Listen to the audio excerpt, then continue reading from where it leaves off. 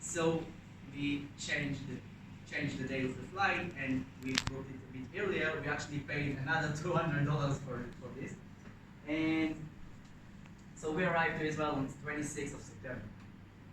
And now I want to share to you and to speak about my connection, me and my friends' connection to the Nova Festival. So, since I think the Nova Festival started since May 21, something like this. And so, since the first festivals, me and my friend, we really like to go there because the Nova made I think you can say every month, 2 months, an event. Most of the time is in a different places in Israel, not only in the south part. Most of them were in the north part of Israel, to be honest. And I remember that me and my friend, we had a very strong connection to this kind of festival because we found that there is a lot of very kind and very polite and easy people. And as you know, in Israelis can be a bit hard to find those kind of people. So we had a very strong connection to this festival, and as I said, after our service, all of us went to travel, most of us alone, and everywhere in the world. And then, after almost 2 years, we discovered that on Sukkot, do you know Sukkot? On Sukkot, we will be, all of us, for the first time after 2 years in Israel, together. So we wanted to celebrate it, our reunion celebration in the Nova Festival. So we bought the tickets. They bought the tickets 2 months before the festival, and because I had a flight ticket for October 7th, and then after I changed it, I bought another ticket. I bought a ticket for me. And then we were very happy, and we knew that we are going to be at the Nova 6 friends, very good friends since 10 years old, and we were very excited about it. So here you can see, first of all, I just want to show you, look, here you can see the lineup, part of the lineup that were in the festival. Here you can see flags from everywhere in the world. You can see from France, Switzerland, UK, Germany, Japan, Brazil, everywhere. So by this fact, you can understand that the festival, it was very, I can say, very huge in Israeli size, and also it was very unique because there is a lot of non-Israeli artists, trans artists. So, and also here you can see the Universal Parallelo is, you can say, as like a combination between the Nova Festival, which is an Israeli production, to the Universal Parallelo is a Brazilian, very famous and very known Brazilian festival production. Here you can see, I just want to show you, here's the map that we got the evening before the festival by a phone message. And you can see it's a very big area. Here is 2 different stages. It's a mushroom stage and the main stage. Here you can see huge area of camping area, and you have a food market and art market, everything you can imagine in the festival. This festival, it was 4,000 people. So just to let you know, is the first festival that we were, it was 400 people. So it's 10 times bigger than what we took part in. And it was crazy for us to see this amount of people in front of us, and the huge size of the area. It was crazy. And okay, so this is a picture from above. It's like a satellite view from Google. And here you can see the distance from the Nova Festival to the Gaza Strip. So here, the festival was here. Here's the Rig, and Reim is here. And the Nova Festival is around, you can see it was 5.3 kilometers. So it's not so far, but it's not so close. And well, we understood, I think we understood it 2 weeks before, that the festival is supposed to be next to the Gaza Strip. And to be honest, no one was stressed or confused about it, because me and also my friends, we were combat soldiers in the IDF, and I served all those blue flags in the map for my service. So I knew a bit about the border and about Gaza, and to be honest, I wasn't nervous about it. I thought people actually living there in this area, it's an Israeli area, we don't have something to be worried about. And for example, you can see that Be'eri and the Nova Festival is kind of the same lane from Gaza. And so just I want to start to speak a bit about the day of the Nova Festival and the day before, the October 6th, and then I will continue to my story of the Nova Festival. So on October 6th, me and my friend, we met, we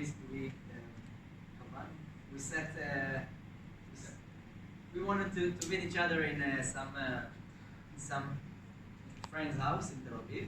So we sat together, all of us, and we ate together the spot dinner. And somewhere around 1 a.m., we decided to go south to the festival. So we drove the way by 2 cars. So we were 6, 3, and 3, and we arrived to the festival around 2 a.m. And during our way to the Nova, I remember that we saw the Gaza lights. And again, no one was nervous about it. And then we arrived to the festival. It was a huge, I remember a huge size of parking lot outside. So we packed all our stuff, and then there's a huge lane, and we have a friend that he has a very good connections in the Nova. So after less than a minute, we passed the whole lane, and then we entered inside the Nova. We built our camping site, and I think since 2:30 a.m. we were, I can say, ready to dance and celebrate. So we started to walk inside the area of the festival. It was a very big one, and just to discover it. And then I remember that the main stage they had, no one knows it, but the main stage, there is during the festival, the production, they had a big problem, a small problem with the main stage, so that they didn't open it for a couple of hours. So we traveled a bit inside the area of the festival, and then we danced a bit in the mushroom stage, smaller one. And for me, it's a bit too high BPM level, this kind of trance. So I just danced for a couple of minutes, and then here's a photo from this stage, from the main stage. Yes. And here is from the small, no. This is the Nova, and this is the mushroom stage. This is the little one. So here's the mushroom stage. You can see here, and we danced a bit. I thought it's very hard for me to dance in this high BPM level, so me and my friend, we decided to split. So since 3 a.m., we were 3 and 3 kept dancing inside the area of the festival in this stage. And the other, me and 2 friends of mine, we went to rest for a couple of hours in our tents. Here is a small, there is no Wi-Fi here. So, okay. זה לא כזה ארוך, זה פחות כאילו. So, okay, since 3:30, we were I was very tired because I woke up very early in Friday. So I decided to go to sleep, and then on 4 a.m. I think every one of us, we had a lot of tents, so every one of us slept in his own tent. And then I remember that a moment before I went to sleep, some friends of mine asked me if I wanted earbuds. So I told him yes, I want, and he gave me the earbuds. So I could hear only the lower frequencies.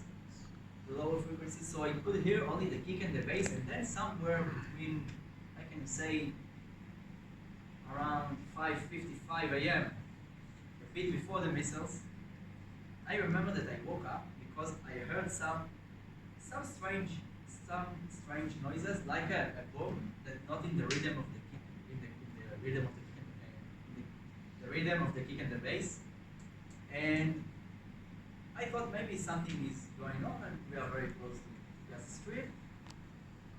So I swear to you, I opened my phone, my iPhone, I entered to Israeli news website, and I saw nothing special, so I just uh, turned off the phone and just laid back to sleep. And since then, I was half sleeping.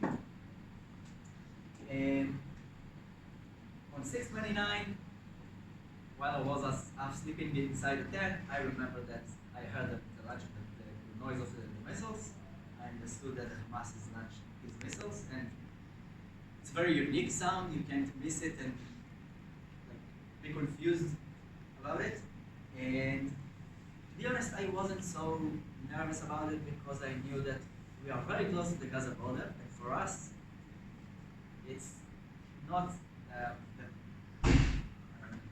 it's not the best solution to the situation, but probably most of the missiles supposed to arrive to fly above us. So I can say that I felt a bit safe there. Not very safe, but not in a rush. Not, for example, we have to run away. Now. So I remember that since 6:35 we understood. Okay, there is another fact that I have to say to you, that while I heard the launch of the missiles, I could hear at the same moment someone would turn off the music, and you know in those festivals you can't just turn off the music. That's impossible to do it, and the whole crowd has shouted on him. And someone took a microphone and said, "There is in English he said red alert." He said it in Hebrew, but Tzeva Adom, that means there is missiles. So most of the people were very confused, and I remember that we just understood we have to fold everything up as fast as we can, but not to run away as like to escape from it.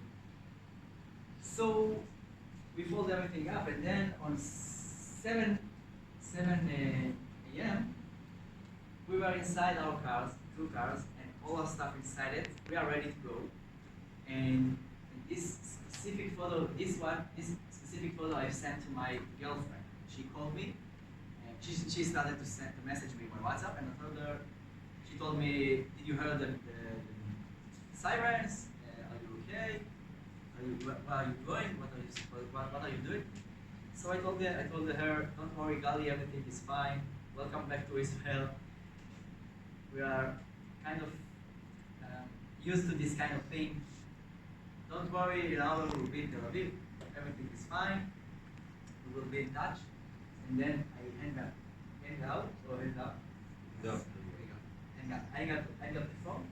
And then my mom called me, and she's a Moroccan. She's a Moroccan Israeli. So she was very nervous at the phone. She was kind of shouting on me, kind of it. And I thought to myself, okay, if I want to keep act and save my life, I have to hang up the phone now. So I just told her, "Don't worry, mommy, everything will be fine. We will talk," and then I hung up the phone. And since then, we were inside this car, and I remember that the moment after I hung up the phone, I started to hear a lot of gunshots from from the Gaza direction. So, but to be honest, it wasn't so close. So I thought, I knew that when they are launching missiles from Gaza to Israel, they are trying to shoot from Gaza with light weapons, or maybe a bit more heavy weapons, towards Israel. Maybe they will hurt someone in Nachalos, or maybe the kibbutzim. So here you can see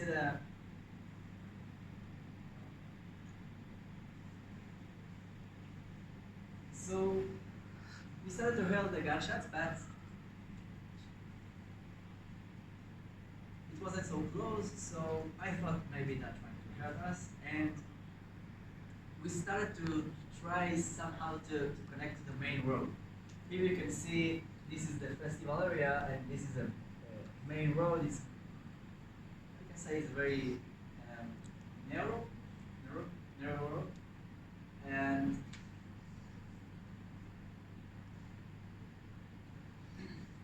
so since 7 a.m. we started to connect to the main road. It was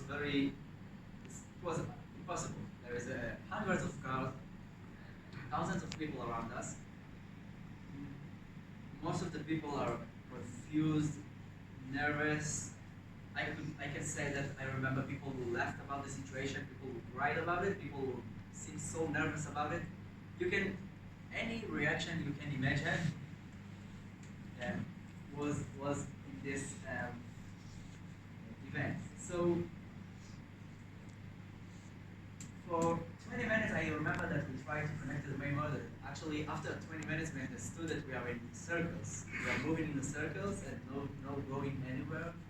So somehow we just need to connect to the main road, and then we spent another close to an hour on this main road, and then I can.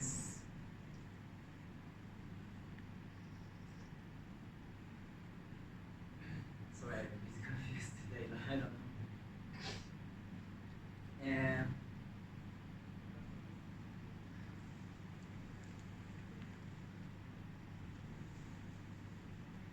so we tried to connect to the main road, and then I remember that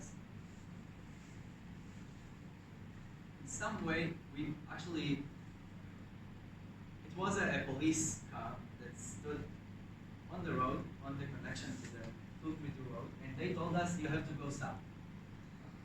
And we look at them, and like a good Israelis, we just passed in from the right side, and then because we wanted to go north. In our mind, we thought we are going now to have a camping on the beach in the north of Israel.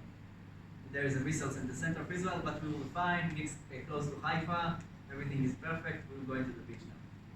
And then we passed in through, and then I remember that we kind of stood inside our car, in the opposite direction to the way. And then I remember that I opened the door. We decided to go outside from the car. I opened the door because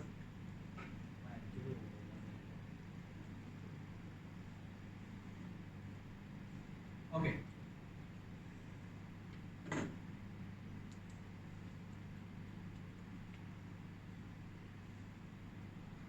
When I saw there was a big mess around us, so we just wanted to go outside from the car to understand what is going on.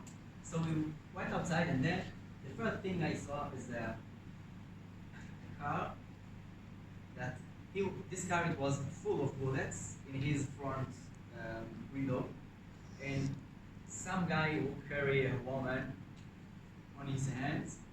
She was bleeding from all over her body.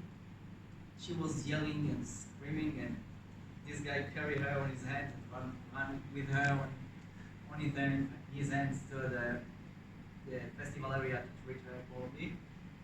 And I remember that I saw this thing, and just like kind of moved my head because I wanted to survive, so I couldn't give too much attention those kind of things if I want to survive. And to be honest, when I saw that, I thought probably the Hamas shoot from Gaza to Israel, and they actually succeed to shoot her from Gaza. There is no one thought there is terrorists around us. And now I can say that we spent another 20 minutes on this road, and we kind of walked between cars. There is hundreds of cars on this road, hundreds of people. Just you have to understand there is a people who got injured, and at the same moment I remember that I saw another car, a car of people from the festival that opened the whole doors, all the doors from the car, and play very loud trance music. So just to understand how much people were confused in this situation. It was crazy.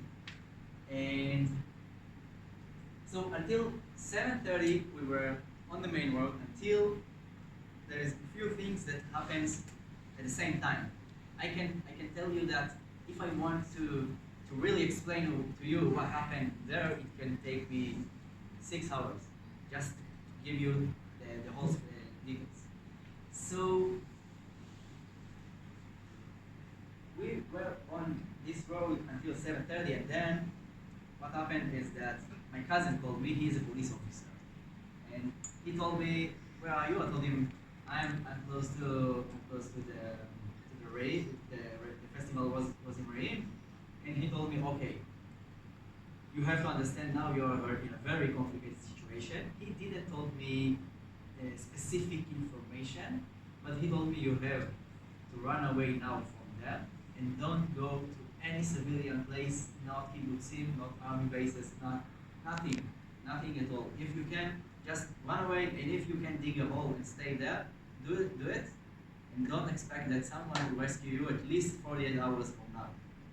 So from the very beginning, we understood we were in a very bad situation, and as we stayed on this road, after a couple of moments, I heard some woman that she shouted, "There is terrorist on motorcycle." And then I remember that in this moment, after that I saw dozens of things around me, I understood that the Hamas has invaded Israel. After almost hour and a half since the start of the attack. So, and then I think after 2-3 minutes, some of gunshots from this direction were actually on us, and that made us to run by an instinct very fast. So me and my two friends, Liv and Eyal, we ran very, very fast. We passed most of the people. Probably you saw the videos of the people running on the fields. So it was, we were part of them. And we passed most of the people. Then after 2 or 3 kilometers, we ran on some field. It was after seeding, so it was very hard to run on it. It was like to run in a very deep sand. I remember that probably the Hamas terrorists shoot again on us, so we just again by an instinct from the army, we just laid on the floor and started to crawl inside those, lanes of the field. And then we crawled for a couple of minutes. For me, it was an absurd situation because even in my service, I didn't have to crawl, and now I'm doing it. And what is going on here? Because we were before an hour, I was in a party with my friend. What the fuck is going around me now? So I remember that we continue. We just after those gunshots, we stopped for a moment, and then the gunshots stopped. So I remember that I stood on my knees. I looked back to the Gaza direction to see if I can find the source of the shooting, but I couldn't see anything. So we just continued to walk. And then after, in total 5 kilometers, we stopped next to a bush. And beside this bush, I remember that like there is no reason that we stop next to this bush, but after a moment I understood that I saw a young woman. She was inside this bush. She's a very, I can say, very small woman, and she was shaking inside this bush. And the first sentence she told me it was, where is guy? I lost him." And I look at her. I don't know who is guy. Guy is an Israeli name, and I told her, "I don't know who is guy, but I'm Shalem." I just gave her a hand. I told her, "Don't worry. From now you are with us. We are together, and we will be fine. And we will be at home tonight. Don't worry." And to be honest, I don't know how I was so optimistic, because I was probably the guy who read the most compared to my friend. And I think this moment for me, it was like changed the whole story, because I understood that someone needs me, and I need to be there for someone else, and I have to do it. And I think that made me to be much more strong, much more brave.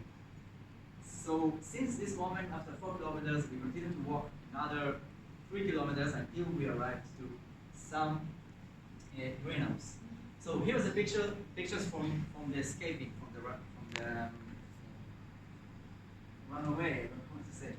And this is a crazy photo from me, because here's a picture. In this picture, you can see Shahar and Gilad, and they joined us later. I will tell you. And we didn't know them. While we took this photo, we didn't know them, but we took a photo of them, and they joined us later. And here is another picture. Here you can see Gilad. He's half naked. He's only with socks. He ran 7 kilometers barefooted and without any shirt on him.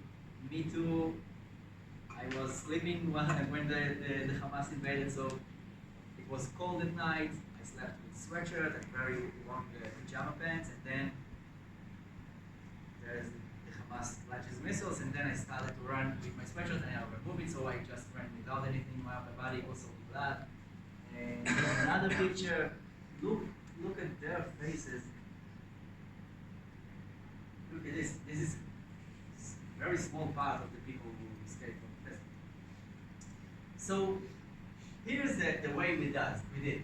Okay, we just passed this field, and then we walked in some dry stream. We found Shachar, then we found another 2 guys, Atir and Aviel, and so we were 6 people. And we have arrived to some greenhouse. Here, this one. So we stopped there, and we wanted to think what is better for us to do next. And now I'm talking about 9:30 a.m. We ran at least 7 kilometers without any water, without anything. It was very hot. And I remember when we stopped inside this farm, in this greenhouse, I remember that we discovered that Atir and Aviel, they have a bottle of water, but it was this amount of water. So we just shared it. It was crazy for us, but we just shared it like it's the last sip of water, and just to make our mouth a bit more wet. And after 10, 20 minutes inside this greenhouse, while we are thinking about what we have to do, what is smart for us to do next, we understood that we are close to farm in our north side. So we understood that there is a very usual noises, usual sound from the farm. It was a guy who walks with a hammer and some time music. And we stopped next to it for a couple of minutes to verify that there is protectable. It's safe. It's safe to go there. And after a couple of minutes, we decided to go there. So we just split our group again to 3 and 3, just to make sure that if something will happen to the first group, the other one can run away. So we walked first, me and Eyal and Nick, my friends. And entered to this farm from the north area. So we just had to circle the farm, and then here we found the gates, small gate. So the first thing that I saw inside this farm is a group of Thai workers. They were 12, 14, if I remember it right, and they cooked a dish together. And I just looked at him, and I told them, I asked them for water, and then they didn't understand me, so they didn't understand me, so I did this time to them, and then they pointed to some direction inside the farm. The farm is very crowded of big buildings by building, so they told me to go somewhere between the buildings, and I walked there, and when I bent a bit to a moment before I bent to drink from this tap, from the tap that was there, some guy from my back told me in Hebrew, but he told me, "Who are you?" And I just turned around and I saw a very big guy. He was, I can say, around 55 years old. He was a very big guy, a very strong guy, and he had a very strong Arabic accent.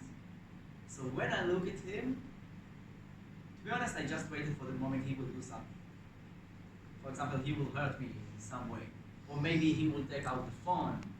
Because the first thing that I remember when I saw him, that came to my mind, it was, there is Gazan people can actually work in Israel. Gazan people could work in Israel until October 7th. So I thought, okay, maybe it's for Gaza, and maybe in 5-10 minutes he can call his friends, and I don't want it. So I just look at him, but in the other hand, I have to say that he looked very fatherly. I don't know what to say, but inside the eyes of people you can see a lot. So I can say that I was half worried for him and half trusting him, because I felt he's a very good person. So he asked me, "Who are you and what are you doing here?" And I told him about the festival, the Nova, we ran, and then I told him, "What are you doing here? You can run away, you have a car." He told me, no, I can't go. I'm living in Rahat. Rahat is a city in Israel, it's a Bedouin city. And he told me, I can't go there. There's terrorists everywhere here. I can't go there. So I'm staying here with my Thai employees. So he asked me, there is another people with you? I told him yes, and then he took us to some building inside this farm, specifically this building, and he gave us food and water and phone chargers, and he turned on the air conditioning, everything you can imagine to improve the situation. So since 10 a.m. we were inside this farm, we felt very, very safe. I remember that I sent to my girlfriend, Gal, messages. I told her, "Don't worry, Gali, we are in a very safe place. Even the owner of the farm is saying it's a very safe place, don't worry." And then, after you are eating and drinking, you are becoming very tired. So all of us laid on the ground inside this building, and just for to rest a bit, because we knew that it will continue for a lot of it can continue for at least 24 hours. So we have to rest when we can. So most of us were asleep on this moment, and then another fact that I have to say is during our time inside the farm, there is another two people that joined us. So since then we are 8 people now. And somewhere, I can say on 11 a.m., while I was again not sleeping, I remember that someone Yunus is the guy who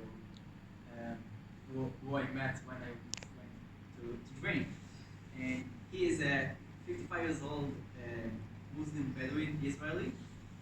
So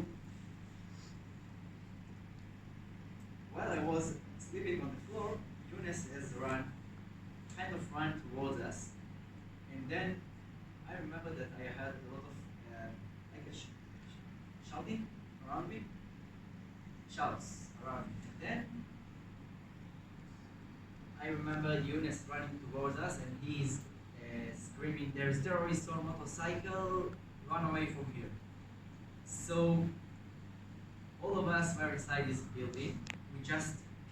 I remember that all of us just stood up, and then we ran outside, and we saw there is a cotton field next to us, but we weren't sure that it's safe to go outside. Maybe they will see us, and thanks God, some of us, Abiel, some guy of us, he found that this building, it was above the ground by 30 centimeters.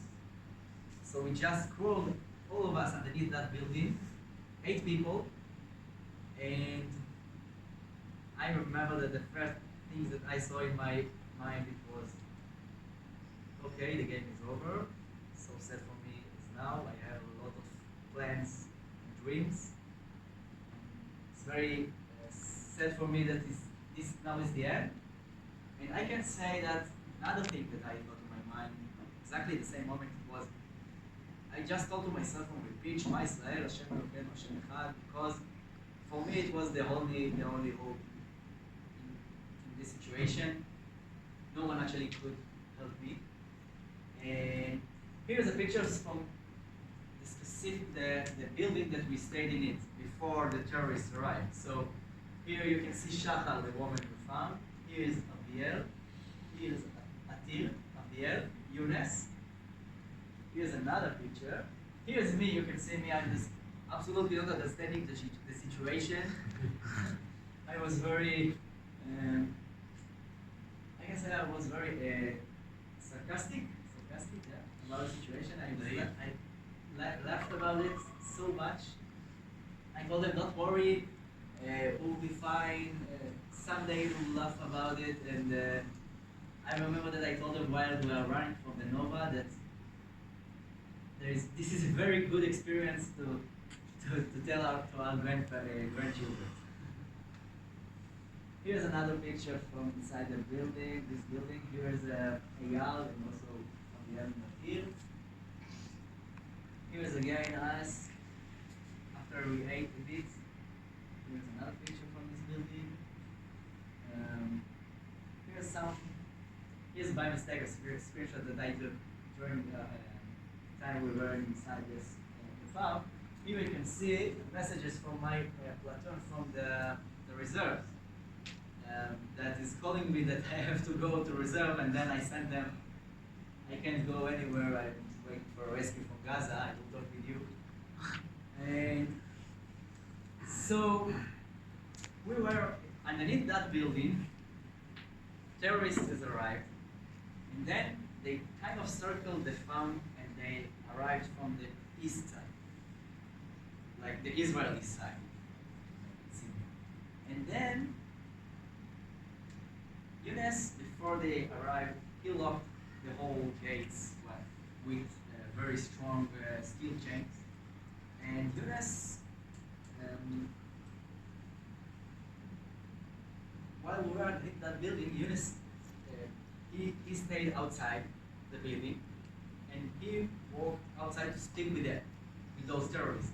So they were 2 Hamas terrorists with those bandanas and the AK-47 and everything, and they arrived by motorcycle, and they started to speak with Younes in Arabic. So the situation is, we are 8 people underneath that building, hearing Younes and those terrorists, their conversation, their conversation.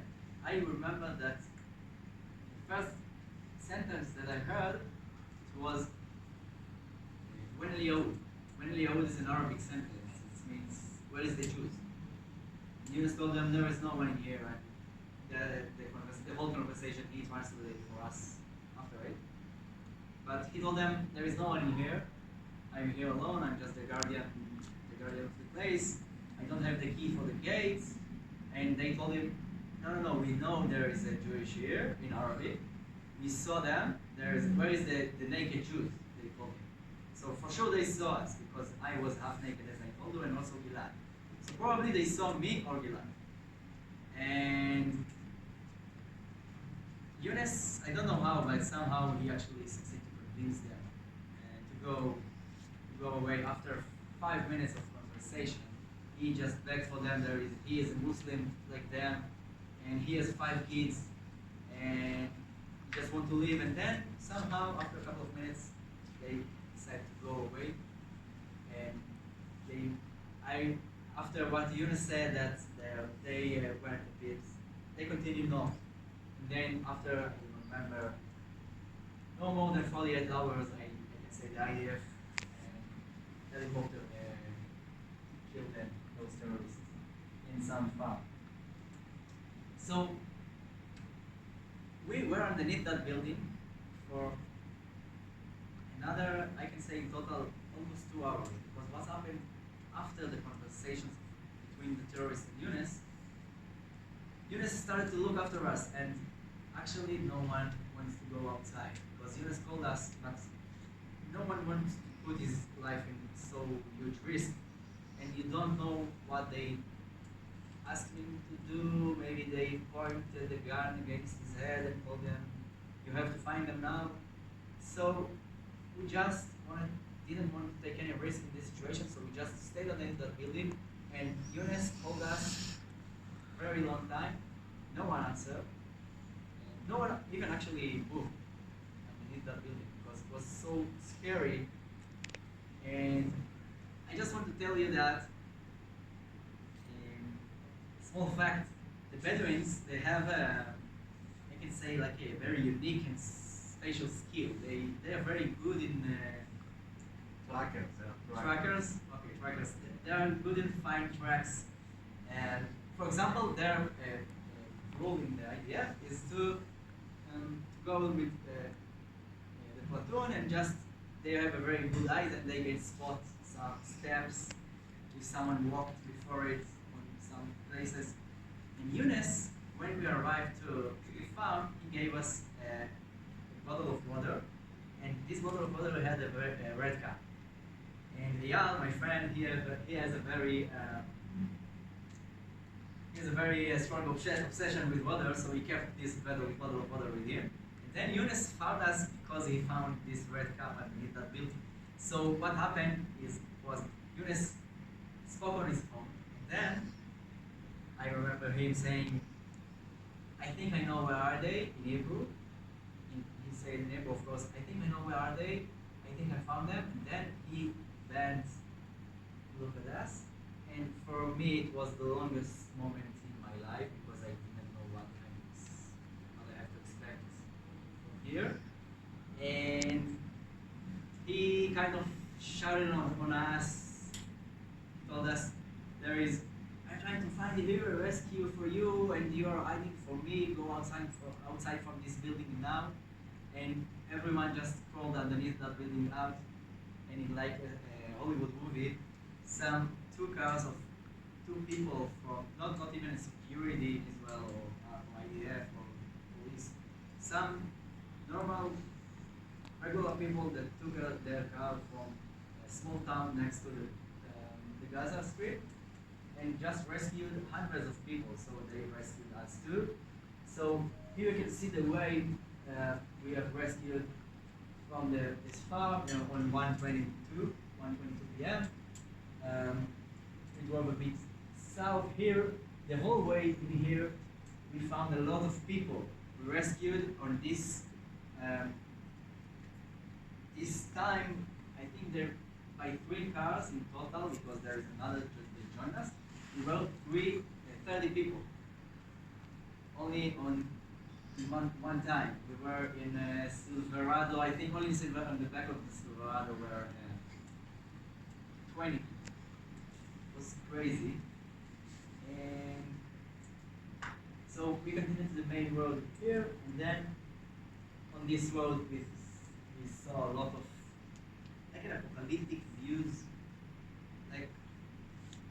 we didn't see any bodies, but we saw a lot of bodies that someone saw covered, yeah, covered bodies and some cars that got shots, and then we have arrived at a place called Maslul, and it was around 2 p.m. We stayed there for another 2 hours. Where And are you? then Maslul? Maslul? Maslul? yeah, yes, Maslul. Yeah. Gadol. We're in the same place. This is wrong. He was in the Nova Festival too. Actually, we didn't met before, but just he joined me for the day. And here's the building that we hid ourselves underneath. It's very low one. To be honest, I have to say that exactly half a year after October 7th, on 7th of April, we came all of us together back to this place. And we told to Aviel, the guy who found this hit place, this place, we asked him to go underneath of this building again, and to go inside it, and he actually couldn't do it because it's a very small gap. It's a very small gap on the ground here. He is a very strong guy, and actually he couldn't go inside. I don't know how he did it when on October 7th. And there's another video that I can't show you. And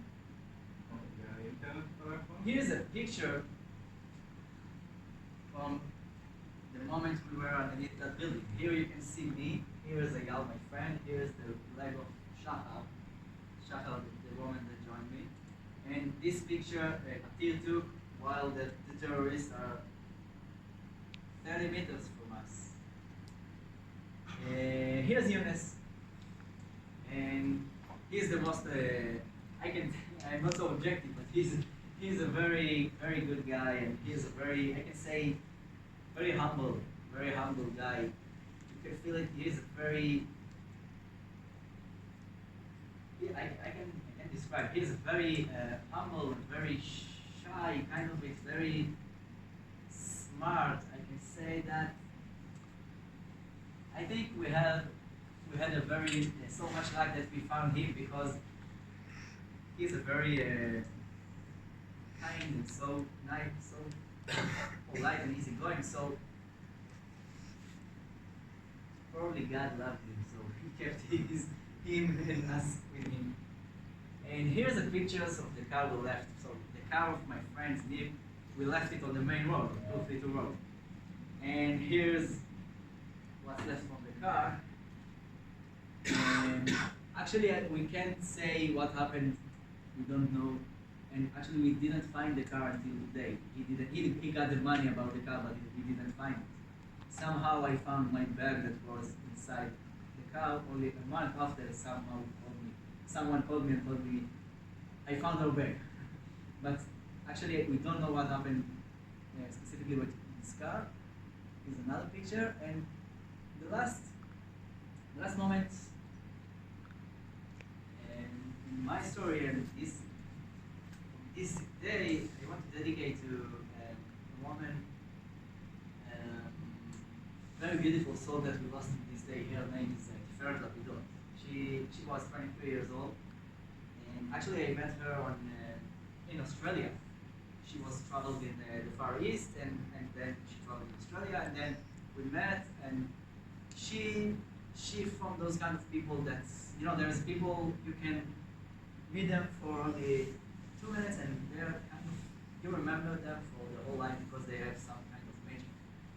And she was kind of these people. So actually, we understood that I didn't met her on festival, and just after a couple of hours that we have arrived to our home, we understood that she was there, and the security didn't find her body for 10 days. And then after 10 days, they found her body and brought her to bury in Israel.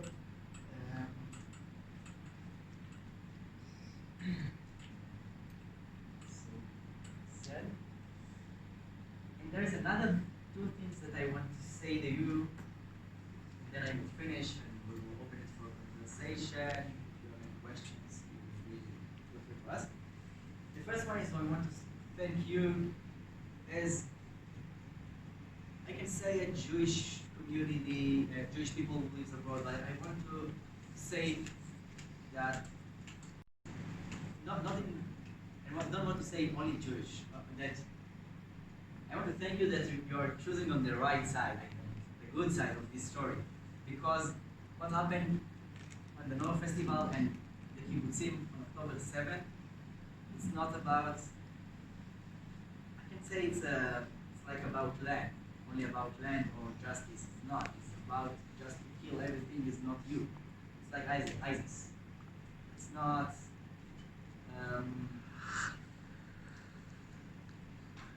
It's not about justice or land.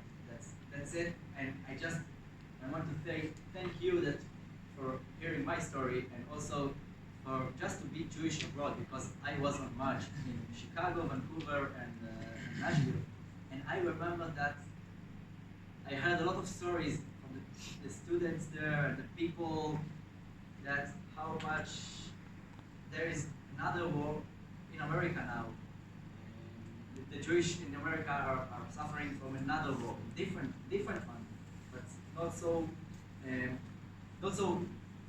easy one. And I just want to thank you about it and to appreciate it, because it's very important for us. There is another kind of voice for us, and for sure for you in the other side of the world. It's very important, so thank you so much. And the last things that I want to say to you is just, it's very hard to say, but very hard to make it, is just enjoy a bit more and appreciate a bit more every moment in your life, because you don't actually know when it will finish. I thought that I'm going to party with my friends, celebrate after I didn't see them for 2 years, and then I found myself running from terrorists that trying to kidnap me or kill me. So just appreciate every moment in your life a bit more, be a bit more polite, a bit more kind, a bit more nice to people, work to people around you. And I think in this way we can make this world a bit more better than now. That's it. Thank you so much for. Thank you.